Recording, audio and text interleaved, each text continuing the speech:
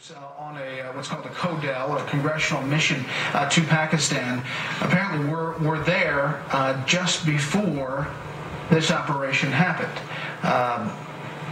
Pakistan, Afghanistan, Belgium, Iraq, that was the trip. And apparently this all happened right about the time that they were there, just happenstance. Joining me on the phone is former Bush administration National Security Advisor Stephen Hadley. Thanks for joining us. Nice to be with you. Your thoughts on this night? Big night for the United States. Big night for those victims and the families of 9/11. For those victims of terror around the globe, and it's actually a big night for Muslims, because obviously. I think we just lost the connection. Are you still there? All right, we'll try to reestablish. He was making the point, Greta, a big night for Muslims in the Islamic world as well, because... Which is sort of interesting, because, and I think that's why I listened to the president tonight. He was so measured. There really wasn't any jumping down and up and down cheering, because he knows that this is such an important night, but he's also sending a message out to the rest of the world and to the Muslim world. And so, I mean, I think that that's why he was so measured about it, because he wants to bring them in the tent, not push them out of the tent. And there are, as we've discussed tonight, there's a lot of hostilities towards Americans in Pakistan. And, and the fact that, as I just said a moment ago, that Jennifer Griffin said that Osama bin Laden had been hiding out in this military town, and the military in Pakistan was supposedly been working very hard with our military, which I find very hard to believe if he's hiding out there.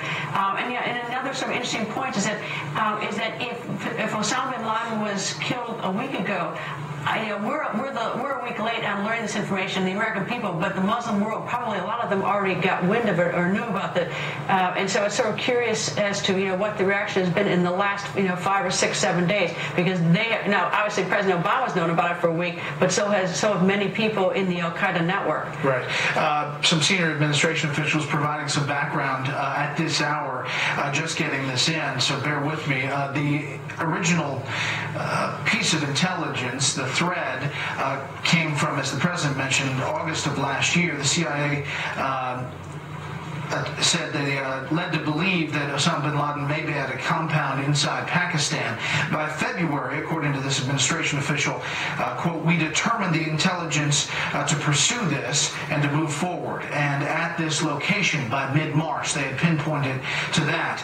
The president began national security meetings he chaired to develop the course of action. No fewer than 5 national security meetings, according to the senior administration official, on this specific topic. And the president gave the final order to pursue the operation that he announced to the nation tonight on April 29th. Also noting from this administration official, as we're looking at video outside the White House, that pursuit of Osama bin Laden has been bipartisan. Before he spoke to the nation, the president spoke to, as we mentioned before, former President George W. Bush and also President Clinton to review and preview the statement to the nation. That coming in just moments ago. Joining us again on the phone is former National Security Advisor Stephen Hadley. We got cut off there. Sorry about that. You were making the point about it's also significant for the Muslim world. Right, because overwhelmingly the victims of Al Qaeda have been Muslims, and so it's a good day all over. For your administration, for President Bush, we read his statement earlier. What is the feeling? Is it a feeling of we finally got, after all of these years, the guy that we were searching for, or is it, put it in perspective for the person sitting at home? Well, certainly, President Bush would have liked to have happened on his watch, but he's obviously delighted it happened at all. The message it sends is, if you attack Americans, we will not rest until you're brought to justice. That's an important message that got sent tonight. What about the interaction with Pakistan, and how much potentially a challenge this operation may cause them domestically? Any thoughts about that? You dealt with them all the time. Well, it's difficult. On the one hand, it's difficult in part because Osama bin Laden was hiding in plain view, not too many miles from Islamabad. That is the problem. On the other hand, it is, the president said tonight, that Pakistani authorities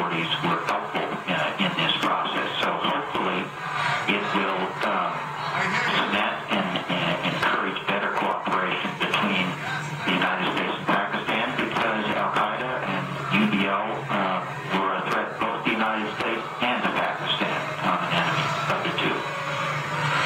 How many times do you think we were close? I don't think that often. I think for most of the time of the latter years of the Bush administration, we did not really have a sense of where he was. President Bush ratcheted up the effort to find him. President Obama did as well. And obviously they got a lead here in August. But I think that it was a long dry spell, and it's a tribute to our intelligence officials and to our military and special forces that they were able to take this hint that they got and turn it into a real lead that resulted in what we saw tonight. Yeah, that's a great point. I mean, no matter how many meetings you have, it's the men on the ground who are doing this, that the U.S. military, the U.S. intelligence forces who had to pull off this operation to make it a success. Final thoughts looking forward, what it means to Al-Qaeda. It's obviously a blow. While Al-Qaeda is very different than what it was 10 years ago, more decentralized, units in Somalia, units in Yemen, elsewhere. Osama bin Laden, though, was almost a mythic figure for Al-Qaeda, and it's got to have a huge impact on morale. So it's a good thing. Good thing all around. I think it'll have an impact on Al-Qaeda, and hopefully it will reduce their capacity to do harm. But again, it's still a threat. We have to remain vigilant. They will try to retaliate, but I think they've lost really the symbol of Al-Qaeda before the world. Former Bush administration National Security Advisor Stephen Hadley, thanks so much for joining us. Nice to be with you. Turn now to Waleed Faris, terrorist expert, Fox News contributor, here in studio. Waleed, put this in perspective from the Muslim world, and you heard the former National Security Advisor offer his thoughts on the implication, not only there, but for Al-Qaeda. Well, first of all, this is a war waged by bin Laden and the organization Al-Qaeda and their allies worldwide for the last 20 years. Let's remember that he declared war against the United States the first time in 1996, the second time in 1998. And then he, among all those who follow his ideology, has said the fight against the United States will be successful. And they divided into two camps, those who want to follow Al-Qaeda, and they were, attacked in a variety of countries, and they attacked in a variety of countries. So it's not just the United States, it's Saudi Arabia, it's Egypt, it's Indonesia, it's the, European countries, and those who did not want to follow his path. So taking him out basically is a victory against Al-Qaeda, not just in the United States, but also in many, many Arab and Muslim countries. Now, the big question, Brett, is tonight, basically, the organization remains. In any form and shape, it remains. This is not the end of the head of the organization after it was crushed. But this is the end of the head of the organization still to be crushed. So that's the big challenge that one can see, not just in the United States, but across the Arab world. And the other last point here is that we have a different Arab world today.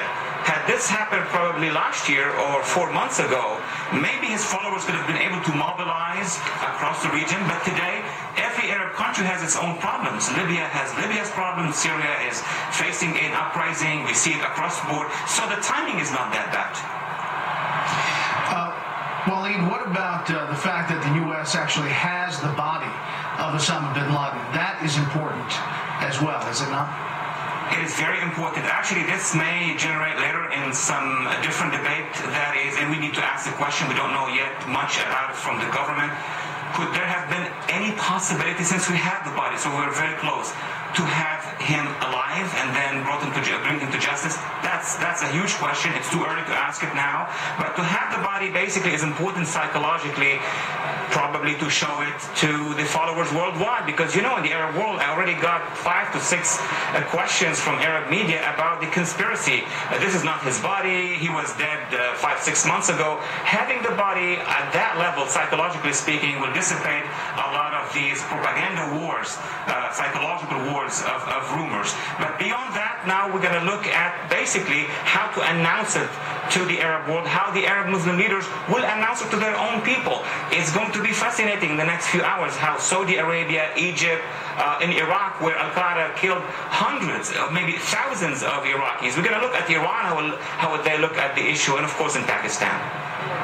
Waleed Phares, thank you very much. Let's go back now to the White House and White House correspondent Mike Emanuel. Mike? Mike, you there? Oops, sorry. I think we don't have your audio yet, Mike. We will check back in when we're cleared in. I want to read some of the details that we're getting on background from administration officials. They are talking about the collection and analysis and how they got this thread. As we mentioned, it goes back to a piece of intelligence that came September of last year, and it required following up. There were, according to these administration officials, intel trails that led to the conclusion that this is where this place was. And from the time this administration official said, we recognized Osama bin Laden as a threat, the CIA was looking. They essentially found someone that got them to this exact location where this operation happened. It was reinforced just in last year and then again in mid-March. They've been watching this whole area for a long time. You can imagine how this all develops over time to make sure it's exactly the right operation. And here quoting, when we saw the compound, we were shocked by what we saw. A compound on a large plot of land, secluded, 8 times larger than other homes in the area. Built in 2005 on the outskirts of the town center on a dirt road, well protected. These background briefings are continuing. Let's go back to the White House and Mike Emanuel. Mike? Well, Brett, the latest details we're getting are that 3 adult males were killed in addition to Osama bin Laden. Not entirely clear who they are, whether they were couriers or an employee of bin Laden. Obviously, the intelligence analysis continues. What I'm struck by at this hour is the contrast in tone, if you will, from outside the White House, where there are hundreds of people gathered celebrating, jubilant to the news that bin Laden is dead. Inside the White House, there's been a buzz of a lot of activity, a lot of nervous energy. Obviously, the President of the United States wanting to strike the right tone. And you heard the President emphasizing for the victims of 9/11, a lot of the most horrific scenes have not been seen. The empty chair at a dinner table, paying tribute to the men and women in our intelligence community, also in our military, who have risked their lives over the past 10 years in pursuit of bin Laden. And so we're hearing from senior administration officials tonight that pursuit of bin Laden has been a bipartisan activity. You know, the President tonight started reaching out to key congressional leaders to share the news. Vice President Biden briefing key congressional leaders as well and the intelligence committees. And so tonight there's a feel-good moment, talk of teamwork throughout the intelligence community, also with the military, and obviously very good news here at the White House, but also concern about how this plays out across the Muslim world. Brett? Mike Emanuel live at the White House. We'll head back often, and you're looking at Times Square, where people are gathered there also to mark this event. Again, Osama bin Laden killed at the hands of U.S. forces inside Pakistan. A firefight in, excuse me, an area called the town of Abatat, which is in between Islamabad and the Northwest Territory. And joining me now on the phone, General Jack Keane. General, first of all, when we're getting more and more information about this place where this thing happened, it seems like it was a headquarters of one of the Pakistani Army's district in Pakistan. What about the significance of this and what it means for Pakistan? Well, I hope that in the final analysis we've conducted this operation with the cooperation of the Pakistanis and that they helped us develop the intelligence.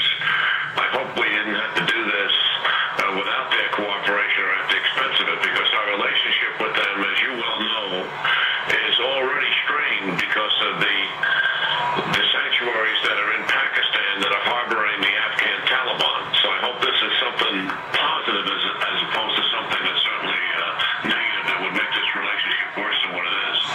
Right.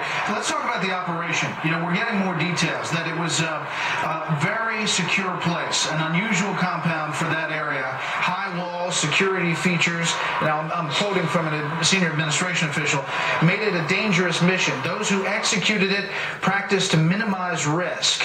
It goes on, I know you understand I can't get into many details, but we'll share what I can. It was a surgical raid by a small team to minimize collateral damage. Our team on the compound was only on the ground for 40 minutes. No local authorities. We're just getting this in, General. I would have briefed this to you beforehand. Again, 3 males killed in addition to Osama bin Laden, believed to be 2 couriers and UBL, Osama bin Laden employee, 2 women injured, lost 1 helicopter for mechanical failure. Talk a little bit, just hearing that, the latest details about the challenge of this operation and how it may have gone down. Well, they would post security outside the compound, so no one is going to interfere with what they're doing. They would have an air cap above it, people who have been able to bring fires on the compound if they need them. And they probably made a helicopter assault into the compound itself where they would achieve maximum surprise and get right into the area where they have to make contact. I'm gratified that this is an operation on the ground as opposed to a precision strike, because I take some solace that bin Laden knew that he was being threatened, and that gunfire got closer to him. At some point he knew he was going to die, and I'm glad that there are U.S. troops that were pulling those triggers. And the other thing you got to understand, that this operation, the amount of detail that went into the planning of this is very significant, and it took some time for our guys to do that, given the nature of the target. So a lot of planning, a lot of coordination that would take place for something like this, because of the sensitivity of the target and the fact that they certainly don't want to miss it. Yeah, and the danger inherent, obviously, in an operation like this, a secure facility that apparently had a lot of security. It's in the northwest frontier of Pakistan, which is already an extremely dangerous place. This was a tough operation as far as the danger to U.S. forces. Well, no doubt. I mean, bin Laden is there, and he's got lots of people protecting him, and all of them have guns, that's for sure. They're probably lulled into a certain degree of complacency because they're not obviously involved in any fighting to speak of. They're involved in hiding more than anything else. So the ability to achieve surprise and to strike very quickly is to our favor. And our people know how to do this. They're absolutely hands down the best in the world at doing this. They do it routinely, multiple times a night in Afghanistan, sometimes 15 to 20 times a night. They're running similar operations to this, where they have a target they're going after, and they're going to fast rope to that target or stand off and walk into it and take that target down very rapidly. So they're highly skilled at this kind of operation, and I know a lot of planning and coordination certainly went into it to make it as successful as it is. Yeah, General, one more thing. The U.S. State Department has just issued a global travel alert to all U.S. citizens following the president's announcement of the death of Osama bin Laden, warning of, quote, enhanced potential for anti-American violence. I talked about this earlier. We've talked about it with a few experts here, not to dampen the mood of a success for the U.S. military, the U.S. intelligence community, but it is something, and you've traveled around the world, that has to be on the minds of folks and U.S. officials. Well, certainly. I mean, this is a fanatical movement, to be sure, based on an ideology, and that danger is going to be out there. And the ideology is not going away, nor are those who are committed to it. While we may have a potential spike in violence, I don't think it'll be significant. The fact of the matter, in long term, we're still dealing with the radical Islamic movement. But this is a big step, and the momentum is in our favor as a result of what has transpired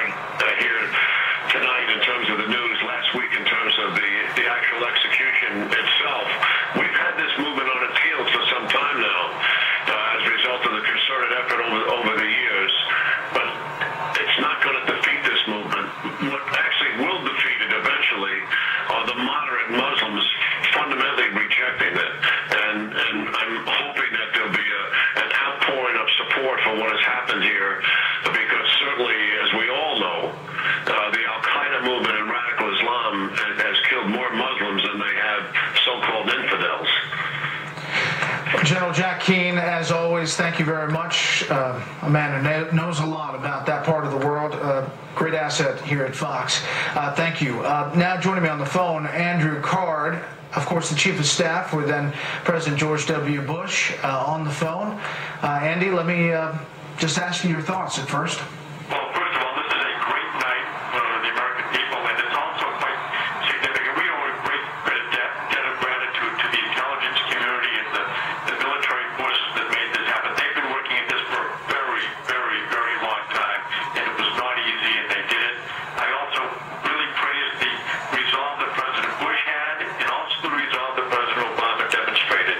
So this is a night for America to come together. We also have to be very vigilant because bad things are still likely to happen around the world, and there are bad people who want to do those bad things. So I would say stay on your toes, but celebrate tonight. You spent a lot of hours with President Bush in the hours after 9/11.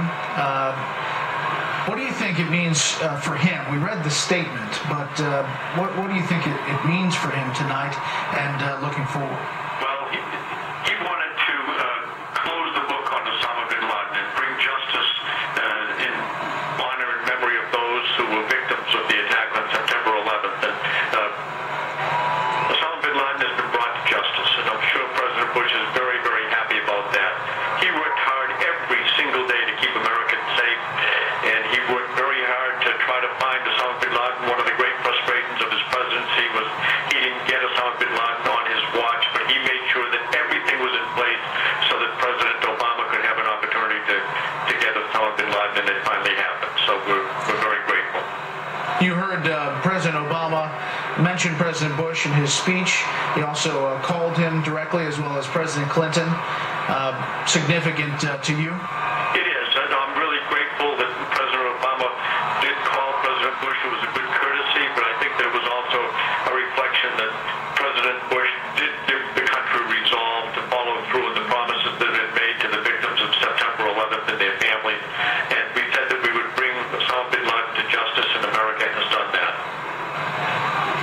And last thing, do you feel the dynamic has changed with Al-Qaeda? You look at Al-Qaeda as an organization. How much do you think this means to that organization, cutting off the head of this snake that has franchised now around the world and around the globe? Osama bin Laden, not only was he the leader of Al-Qaeda network for terror, he was also the symbolic leader of, I'm going to say, Islamist fundamentalists that were looking to do damage to the world. And so, Amy, let me interrupt you for a second. Let me interrupt you. We have a shot on the screen of you whispering into the president's ear on 9/11. It was an unbelievable message that I had to deliver to the president, who certainly did not expect to ever hear that message delivered. I simply said, a second plane hit the second tower. America is under attack. And there's not a doubt in my mind that the president that day reflected on the oath of office he took to protect America.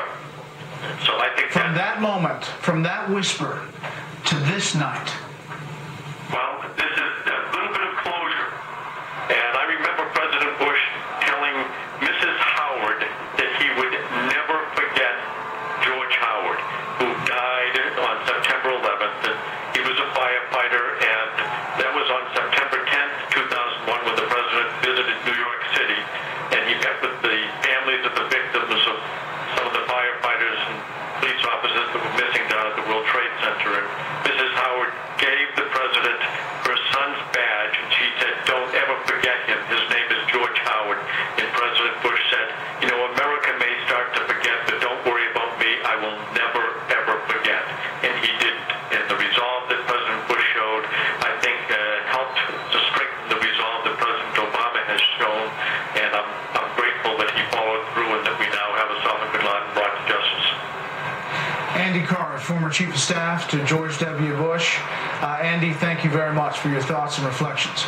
Thank you, Brett. Good to talk to you. We're looking live again on the left side of the screen outside the White House, Pennsylvania Avenue, where a fairly sizable crowd has developed at 12:30 in the morning, Monday morning, And there you see on the right side, Times Square, people cheering, celebrating the fact that justice has been done, according to the president's words. Just to recap, senior administration officials are saying 4 helicopters launched an attack in Abbottabad. That's about 60 miles north of Islamabad, heading towards the northwest frontier of Pakistan. Pakistani intelligence official is also confirming that one of the helicopters, according to a U.S. official, crashed apparently after it was hit by fire, although administration officials saying it might have been a mechanical. No word on casualties on the U.S. side at all. The helicopters took off from a Pakistani air base north of the country, north of this area, I should say. Now we're getting word that one of the dead, there were 3 men killed, may have been Osama bin Laden's oldest son. The president, of course, announcing all of this on the air. Let's listen once again to President Obama's announcement of Osama bin Laden's death.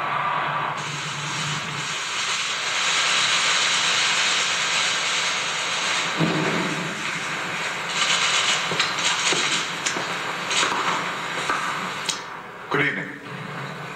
Tonight, I can report to the American people and to the world that the United States has conducted an operation that killed Osama bin Laden, the leader of Al-Qaeda, and a terrorist who's responsible for the murder of thousands of innocent men, women, and children. It was nearly 10 years ago that a bright September day was darkened by the worst attack on the American people in our history. The images of 9/11 are seared into our national memory. Hijacked planes cutting through a cloudless September sky, the Twin Towers collapsing to the ground, black smoke billowing up from the Pentagon, the wreckage of Flight 93 in Shanksville, Pennsylvania.